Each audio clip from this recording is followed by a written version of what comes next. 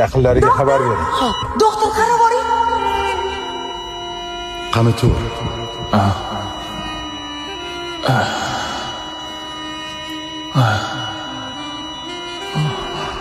Sen umringni so'nggi daqiqalaridasan.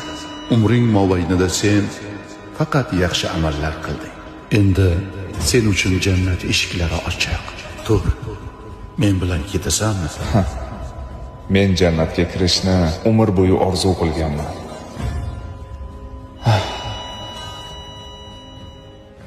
Ha, sen bilan ketaman. Qani ketdik.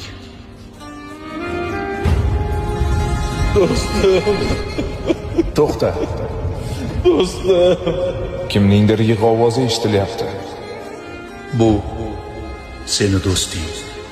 O'lganingdan keyin u 3 kun mana shunday yig'laydi. Do'stim, u eng yaqin do'stim edi. Ha, mayli, sabrli bo'lsin. To'xtachi, yana kimningdir yig'lagan ovozi eshitilyapti. Bu esa ayoling. O'lganingdan keyin u 40 kun aza tutadi. Shunday yig'laydi. Ayolimga Allohim sabr bersin. Undan minnatdorman. Jannatlarda birga bo'laylik. Bu esa sening joying, sen orzu qilgan jannat. Rostdanmi? Bunday go'zallikni men umrim bino bo'lib ko'rmaganman. Qachon kiramiz? Men bilan yur. Bola! To'xta. Meni tashlab ketma, bola! Bu kimning faryodi? Bu onang. Yuraging to'xtab qolganini eshitdi. Endi o'zining yuragi to'xtab qolguncha bir umr dodi faryod uradi. Yur. Agar men sening taklifingga rozi bo'lmasam, nima bo'ladi?